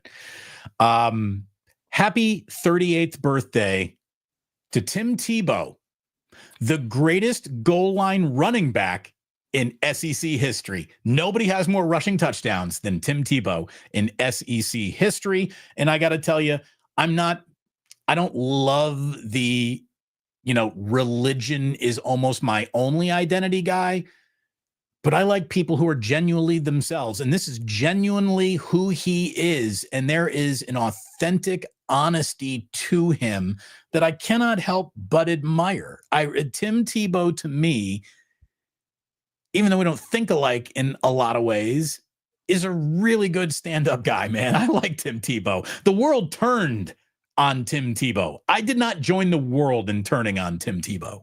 There are certain moments in sports where you remember where you were and you were nowhere near the game. Okay? So I'm not talking about... Is it the miracle at Mile High? So I'm going to say this. This is not about me telling a story about being at the game.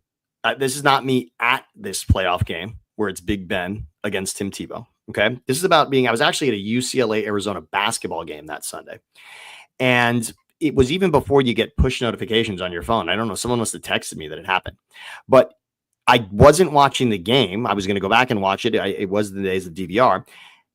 I was so stunned at hearing that the Broncos had just walked off the Steelers in overtime with one pass from Tim Tebow, and RIP Demaryius Thomas, who made an incredible play also on that. But the ball was so I look, for those that say, "Oh, Demaryius Thomas ran it all the way in," please watch that play again of Tim Tebow hitting Demaryius Thomas in the first play of overtime against Pittsburgh in that playoff game. It is a perfectly placed ball so that Thomas can run and keep his momentum the entire way. He flies past the Steelers defenders there to get the sideline and then blow past everybody in. But it is because the ball is placed where it is. It is a great play call. Now, whether Tebow checked into that or not, I don't know, but it was a great play call. It was incredible execution and good for Tim Tebow. I will never forget that outcome for a game that I was not invested in either team. I was not anywhere near the stadium. No way.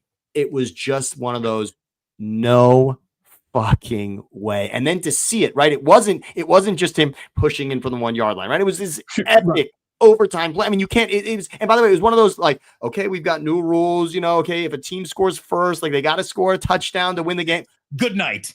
Good. We don't have walk-offs like that in the NFL, and we won't now at all. That was a fucking walk-off. By the way, get that message to Kyle Shanahan before the next Super Bowl. This is not how this ends anymore. First. By the way, she's got one of my favorite tiny desks. She just headlined Outside Lands, was one of them anyways. Happy 27th birthday to Dochi. So there you go. There you go. We work in the now, in the new. You probably didn't think I knew that, but my anxiety against me. That's a great one. That's a great one. By the way, so did we talk about that already? So they're playing off the Giotti or whoever it was. Yes. That I used to know. Somebody that I used to know. Do you know what the hook is in there? Do you know what the hook is? Did we already talk about this? I'm sorry. I don't know. We did. No, we did. No, we did not. And I love it. Yeah. Do you know why that song was instantly so recognizable to you? I give it to me because now I'll never hear it the same. You're gonna blow my mind here. Black sheep, have you any wool? Yes, sir. Yes, sir. 3 bags full. It's the remix of Baba Black Sheep. Dun dun dun dun dun dun dun dun dun dun dun dun dun dun. Wow. It's fucking Baba Black Sheep. They're like, dude, whose beat is that? Is that Timbaland's? No, that's actually Mother Goose. It's that's a ticket I want. The Mother Goose concert is the next ticket I want. That is incredible. Yeah, tremendous song. Both are great songs. I mean, Anxiety is a tremendous song, but obviously I'm not even going to call it the original now. But I will say the Somebody That I Used to Know, tremendous track. Baba Black Sheep. Who had Baba Black Sheep is going to #1 all those years ago, and then almost getting back there with the Doechii remix. There you go. Okay, speaking of audio recordings, today in 1888, talking about coming up eights again, 1888, an audio recording of an English composer named Arthur Sullivan's The Last Chord was one of the first recordings of music ever made, and it was played during a press conference where Thomas Edison introduced the phonograph in London. Not only 2 days ago, we were talking about how a year on this day, Thomas Edison invented the phonograph. Almost a year later, he's in London showing it off for the first time with The Lost Chord. So I didn't even know that was one of the first audio recordings of all time. And then they went straight to the Taylor Swift New Heights podcast, and it was a monster. Today, in 1893, France became the first country to introduce motor vehicle registration. So let's see. The French gave us French onion soup, the menage a trois. Well, wait, you didn't. Number one, fries. Fries. Yeah. We got to get right. I mean, I think we'd have to go there. Potatoes have never had a better agent than France. The French fry is certainly #1 there. But you're right. I thought about this the other day. Potatoes are a joke we use against the Irish. You give them to the French, they're like, oh, pommes frites. Absolutely. Every time, minus the mayonnaise. Regular Ryan. I saw Mother Goose at Coachella, man. Pitt was insane. Thank you, Ryan. Let's see. Today in 1945, Japan accepted the Allied terms of surrender in World War II. I mean, good night, everybody. Right? Good night. Just can I drop this mic off this table right now? Yeah, that's a glorious one. Yeah. When you drop the unconditional surrender, you pretty much had a good afternoon. You're just waving it. Yeah. Today in 1959, the first official meeting of the American Football League happened. The AFL, born today in 1959, it would join this little outfit and become something called the NFL. How about that? So I want to. Everyone fights change, and I wish I could go back to the moment and be a fly on the wall for when football games were first. When people were watching it, like, what the fuck are they doing out there? Like, how confusing is that game? Somebody was deeply against that merger, right? Who was the sports column? Who was the Skip Bayless who gave the worst hot take of all time? This will be the move that sinks football professionally in America. Football is soccer. Of course, football is soccer. It's not whatever they're doing out there. I mean, I guarantee, because the game is fucking weird. I mean, you ever date somebody or have a new friend who doesn't know about football, and you try to explain it, you realize how insane you are. It makes no sense. A touchdown's worth 6 or 7 or 8. You can get 2 points. You can get 1 point after a field goal. A field goal's worth 1 or 3. It's just like there's nothing about it. It is a little all over the place, but it's great. It really is. We're going to keep on watching no matter what they do. I do know that. Today in 1975, the Rocky Horror Picture Show officially opened in U.S. theaters, and it is the longest running released film in the history of cinema. And I can tell you with absolute certainty, as movies die, as theaters close, somewhere tonight in America, at midnight, they're showing the Rocky Horror Picture Show somewhere. It's incredible how that held on, right? I mean, of all the things. Here's the thing. It's not even good. The music isn't even good. The movie sucks. But for whatever reason, that was chosen. It defines cult classic. There's really nothing that makes sense about it, and yet here it still is. Now, if they had to dissect why, the right show to maybe figure that out was launched today in 1994 with one of the single greatest interviewers of all time. Today, we got Inside the Actor's Studio. Remember Inside the Actor's Studio? Oh, I remember it very well. Oh God, what was the James? I don't even have to find it. I knew it. It came to me. Yep. James Lipton. If you want to study how to do a well-researched interview, go watch any interview James Lipton ever did. His interview prep is something that I studied to become better for interviews. Again, you know that he has a staff helping him, but what he does, the way that he just becomes a member of that person's family, rattling things off as if he was there when they happened. It's incredible. In 2000, Dora the Explorer premiered on Nick Jr. and unfortunately was the victim of ICE raids in South Park's last episode. So everyone had to go to jail. Then they went to go get Heaven when the ICE raided Heaven. Come on, that was incredible. Fucking amazing. South Park, thank you for doing that. Backpack. Yeah, Dora, way to go. Finally, today in 2016, Jamaican sprinter Usain Bolt won the 100 meters at Rio's Games. He became the first person to win the event in 3 consecutive Olympics. He would later claim an unprecedented 3rd straight gold in the 200 meters. And all I can tell you for a minute there, he might have truly been, without a doubt, the fastest man on the planet. For a smidge, as recognizable an athlete we've ever had on a planet. And if he had any hands on him whatsoever, he would have been really famous because they would have drafted him at Alabama. And he would have been, couldn't imagine if Usain Bolt actually had athletic ability. Well, it happened. They put him on the field. Football. No, it was tried. They tried it. He tried it. He put on a helmet. He couldn't. The running with the helmet was a problem for him. It was not going to happen. But yes, I would love to see. I would watch him. I think Tyreek Hill raced a cheetah once. I would absolutely, or maybe it was CJ2K who did it actually. But I would watch that. Usain Bolt could beat any animal. It was amazing. And just in regards to Jamaicans, shout out to Ali's cousin, John Turtletap, who directed the movie Cool Runnings. As far as putting Jamaica on the planet. John Cool Runnings. John Turtletop is Ali's cousin, yes, and he is famous for one of the greatest Jamaican stories of all time. Cool Runnings, yeah. There you go. I had no idea. God. So is your house just like, do you have like an original Cool Runnings movie poster hanging somewhere in your house? At his house, really, at his house, it's great. Even in the bathroom is a great article about Cool Runnings. Good for him. He's an awesome guy too. Yeah, it was tremendous. Yeah. He's directed a lot of movies. Oh yeah. The Meg is another big one that he's done recently. Oh my God, that is one of the greatest pieces of shit bad movies of all time. Really, it's such a great creature feature.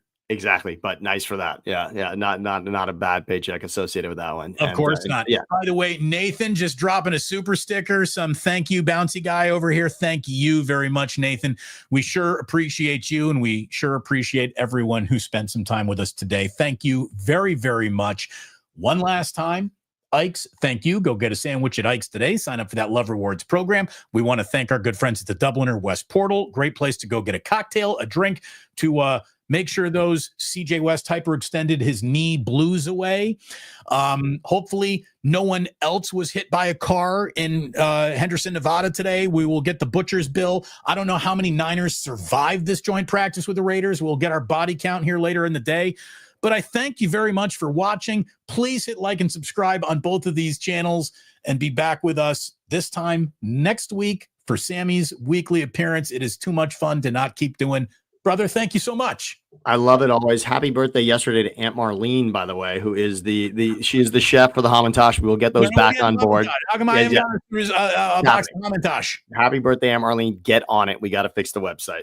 Fix that website, Aunt Marlene. Thank you very, very much. And in the meantime, thank you for joining this website, this channel. We really do appreciate it. And as always, we let you know the sports don't build character. They reveal it. And like that, they're gone.